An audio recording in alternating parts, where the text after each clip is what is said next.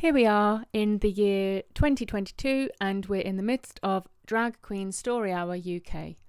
I'll repeat that, Drag Queen Story Hour. You may be wondering why children need stories read to them by a drag queen, but the real question is, why does a drag queen need children for his audience? A drag queen by very nature is an adult performer.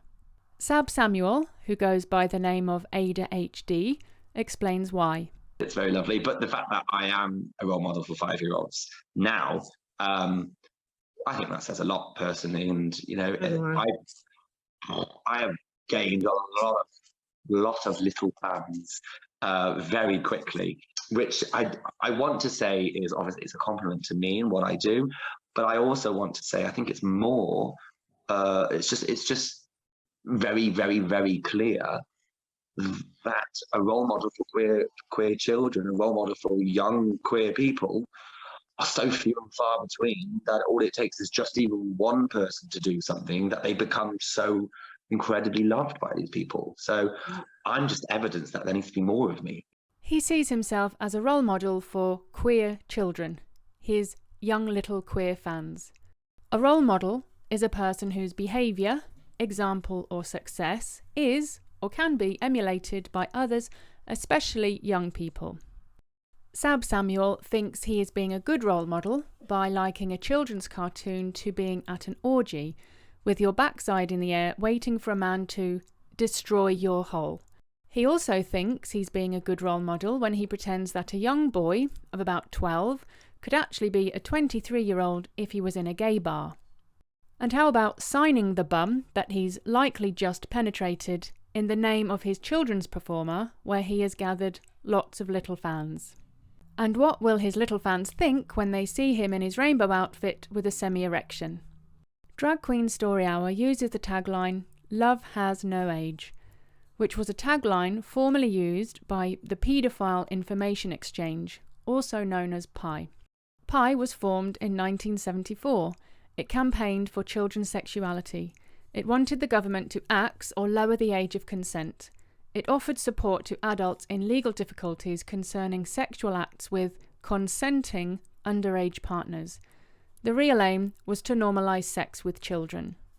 The National Council for Civil Liberties were quoted as saying, "We can't prove sex with children does them harm." PI members were lobbying NCCL officials for their age of consent to be reduced and campaigning for paedophile love. At the bottom of this page it reads, "Childhood sexual experiences willingly engaged in with an adult result in no identifiable harm." So why would a very harmless Drag Queen Story Hour also be promoting the tagline, "Love has no age"? Normalising sex with children isn't the only thing on the agenda. What the movement is also trying to push and encourage is the transgender ideology for children. Organisations such as Stonewall believe that children as young as 2 are able to tell if they are transgender. If a child as young as 2 can affirm their own gender, how long will it be before we're being told that children as young as 2 are able to consent and are willing participants in sexual acts? So why push for transgenderism? There's no harm in it, is there? The Centre for Suicide Prevention says otherwise. It says that approximately 0.5% of the population is transgender. Over 10% of transgender people report recently attempting suicide. Trans people are 2 times more likely to think about and attempt suicide than lesbian, gay or bisexual people. 22 to 43% of trans people have attempted suicide in their lifetime. And 2 out of 3 of trans youth report recent self-harm. So why is this being pushed upon our children in our local libraries? And why are our local councils paying for this? With role models, such as Ada HD, our young girls are being steered into becoming this. And our impressionable young boys are being guided into becoming this. Jamie Mitchell, founder of Gays Against Groomers, can be found in this interview where she expresses her anger and disgust at this wild and fierce attack on our youngest and most vulnerable.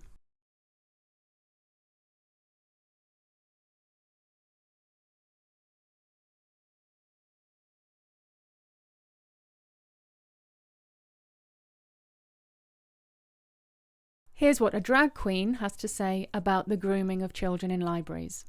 What in the hell has a drag queen ever done to make you have so much respect for them and admire them so much? Other than put on makeup and jump on the floor and writhe around and do sexual things on stage. I have absolutely no idea why you would want that to influence your child. Would you want a stripper or a porn star to influence your child?